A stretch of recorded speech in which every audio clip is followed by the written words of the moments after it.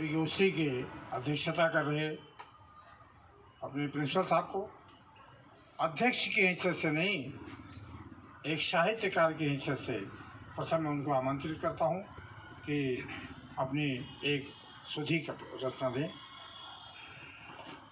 धन्यवाद। चित्रकूट में रम रहे रहीमन अवध नरेश, जापद विपदा परत है सो आवत ही देश। ऐसे भगवान राम की तपस्थली, तुलसी एवं रहीम के भक्ति का केंद्र, ऐसी जगह में आराधना इस मंच के द्वारा जो आज हिंदी की बीड़ा उठाई है, हिंदी का विकास करने के लिए जो लोगों को प्रेरणा दी है, वह सराहनीय है। मैं सभी को साधुवाद देता हूँ कि कम से कम ये जरूर होना चाहिए। समाज में हम देखते हैं 14 सितंबर 1949 को संविधान सभा में हिंदी को राष्ट्रभाषा मातृभाषा घोषित किया गया, लेकिन आज तक वह हिंदी वह स्थान नहीं ले पाई जिसमें कमी पूरे समाज की है, हमारी भी है, शिक्षकों की भी है। शिक्षक उदारवादी बन गए। अंग्रेजी के अध्यापक को देख लीजिए कि अंग्रेजी का अध्यापक स्पेलिंग में पोएम लिखी है, एक स्पेलिंग गलत है तो उसमें आधा नंबर काट लेंगे, 1 नंबर काट लेंगे। हम किसी पेज को जांचते हैं और उस पेज में 10 गलतियां हैं, लेकिन एक भी नंबर नहीं काटते कि इसने लिखा है, निबंध लिखा है, इसमें उसको नंबर मिलना चाहिए। उदारवादी बन करके उनको नंबर दे देते हैं, पास हो जाते हैं और कक्षा 1 से बढ़ते बढ़ते BA में कर लेते हैं, लेकिन फिर भी शुद्ध हिंदी नहीं आती। आज अंग्रेजी के पढ़ते पढ़ते कामा, इन्वर्टेड कामा ये सब याद रहे, लेकिन हम अर्ध विराम, अल्प विराम, पूर्ण विराम, उद्धरण चिन्ह इनको भूल गए। लड़के से पढ़ाते पढ़ाते अगर हम कह देते हैं कि उद्धरण चिन्ह लिखो, ये क्या होता है? अल्प विराम लगाओ, अर्ध विराम लगाओ, कहते हैं ये क्या होते हैं? जहाँ लगे होते उनको पढ़ नहीं पाते हैं, कहाँ थोड़ा रुकना है, आधा रुकना है, पूरा रुकना है, कुछ नहीं पढ़ा। तो उसमें हमारी भी कमी है कुछ। तो अगर मान लीजिए किसी घर में 2 बच्चे हैं और एक इंग्लिश मीडियम में पढ़ रहा है, एक हिंदी मीडियम में पढ़ रहा है, इंग्लिश मीडियम वाला अपने को श्रेष्ठ मानता है, हिंदी मीडियम वाला अपने को हीन मानता है कि लगता है पिताजी मेरे साथ अन्याय कर रहे हैं, मुझको हिंदी मीडियम में सस्ते स्कूल में पढ़ाएं। ये भी नमूना देख लीजिए, सरकार हिंदी मीडियम स्कूल पढ़वा रही है, इतने महंगे शिक्षक रख रही है, फ्री सेवा है, किताबें भी फ्री हैं, खाना भी फ्री है, जूते मोजे भी मिलते हैं, लेकिन फिर भी हम अपने बच्चे को गांव के स्कूल में, हिंदी के स्कूल में नहीं पढ़ाना चाहते। और बहुत दूर जहां 10,000 20,000 के महीना देते हैं, हम नहीं है तो कर्जा लेके देते हैं, ज़मीन बेच के पढ़ाते हैं, लेकिन हमें लगता है कि हमारा बच्चा इंग्लिश मीडियम में पढ़ेगा तो बहुत अच्छा होगा। इसलिए इसमें सब लोगों को प्रयास करने की आवश्यकता है। जैसे कि हमारे अध्यक्ष जी ने कहा कि यदि रामचरितमानस का पाठ जो 10-20 साल पहले चौपालों में घर घर में हुआ करता था, ये भी प्रयास सराहनीय है। लेकिन मैं सभी से एक आग्रह और करता हूँ कि कार्यालय में 14 सितंबर को हिंदी दिवस तो मना लिया जाता है, लेकिन वही लोग बैठ करके अंग्रेजी में ही हस्ताक्षर करते हैं। शायद हिंदी में किसी का हस्ताक्षर नहीं होता है। बनारस संपूर्ण विश्वविद्यालय के जितने भी आवेदन हैं, जितने भी फार्म है, सब अंग्रेजी में भरे जाते हैं। अभी एक गोष्ठी की संस्कृति की तो मैंने उनसे कहा, हमने कहा ऐसा फार्म क्यों नहीं बनाते हैं? उन्होंने कहा क्या करें, वो बहुत पुरानी परंपरा है, सब आवेदन अंग्रेजी में ही भरे जाते हैं, हम क्या करें, अंग्रेजी में भरना पड़ता है। कहीं भी लड़का जाता है कंप्यूटर में कुछ भी आवेदन करने, तो वहाँ हिंदी में भी उनको आवेदन करना है। कोर्ट का निर्णय निकलता है, अंग्रेजी में निकलना है, तो किसी से ढूंढना पड़ता है फिर उसे पढ़वाने के लिए। इसलिए धीरे धीरे अंग्रेजी बढ़ती चली जा रही है, लेकिन अंग्रेजी हम सीखें, लेकिन अपनी मातृभाषा को न भूलें, जिसमें हमारा कल्याण भी होगा।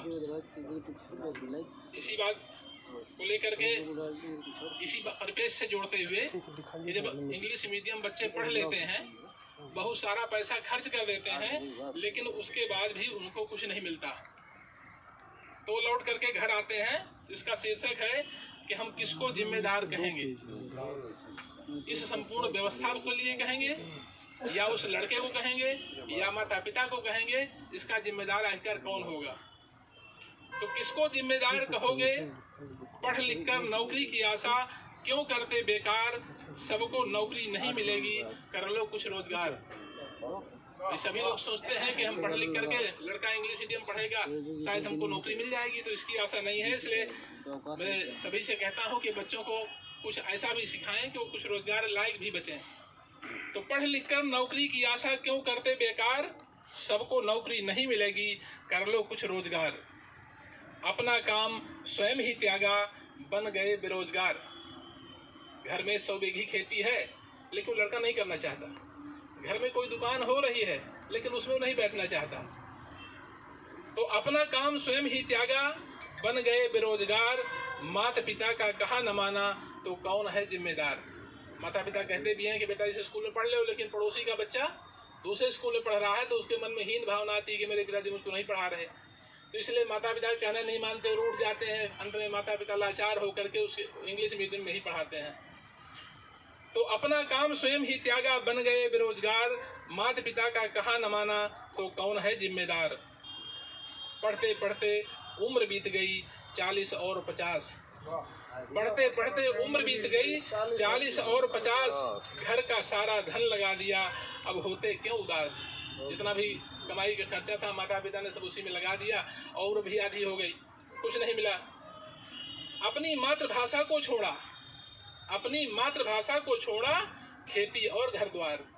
मातृभाषा को भी छोड़ दिया, अंग्रेजी तो सीख लिया, घर द्वार भी छोड़ दिया, गांव में कोई पहचानने वाला न बचा। तो अपनी मातृभाषा को छोड़ा, खेती और घर द्वार, माता पिता की ममता छोड़ी है तुमने हर बार। माता पिता का कहना न माना, माता पिता को छोड़ करके चले गए। बूढ़े माता पिता घर में रह रहे हैं, उनकी कोई सेवा करने वाला नहीं। तो माता पिता की ममता तोड़ी है तुमने हर बार। लौट के बेटा घर को आए, लौट के बेटा घर को आया, सपने हो गए चूर, लाख की बात करे ना कोई, है हजार भी दूर। आजकल कोरोना की स्थिति हुई कि लाख लाख कमाने वाले, इंजीनियर डॉक्टरी की बड़ी बड़ी डिग्री लेने वाले, 1000 रुपए में कोई उनको पूछने वाला नहीं। तो लौट के बेटा घर को आया, सपने हो गए चूर, लाख की बात करे ना कोई, है हजार भी दूर। कोई भी फार्म डालोगे तो कोर्ट भी जाना होगा। एक अब ये भी विडंबना है, देखिए, कोई भी फार्म डालोगे तो कोर्ट भी जाना होगा। कौशल दक्षता सीख लो, नहीं तो फिर पछताना होगा। अगर अपने अंदर कोई कुशलता नहीं बनाई है, केवल कागजी डिग्री है, तो वो कहीं काम नहीं आती है। तो कोई भी फार्म डालोगे तो कोर्ट भी जाना होगा। कौशल दक्षता सीख लो, नहीं तो पछताना होगा। शासन नेता दोषी हैं, जैसे कि लोग कहते हैं कि शासन ने वैकेंसी नहीं निकाली और हमें नौकरी नहीं मिल पाई, हमारी उम्र बीत गई।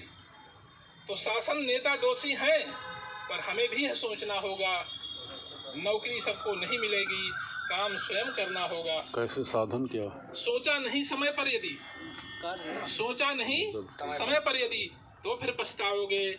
नैराश्य भाव से घिरकर किसको जिम्मेदार ठहराओगे, किसको जिम्मेदार ठहराओगे। धन्यवाद। इसी के साथ मैं सभी को बहुत बहुत शुभकामनाएं देता हूं और साधुवाद देता हूं कि मुझको सम्मान दिया, अध्यक्ष पद पर शोभित किया। और इसी के साथ आज की कवि गोष्ठी की समापन की घोषणा करता हूं। सभी को बहुत बहुत धन्यवाद।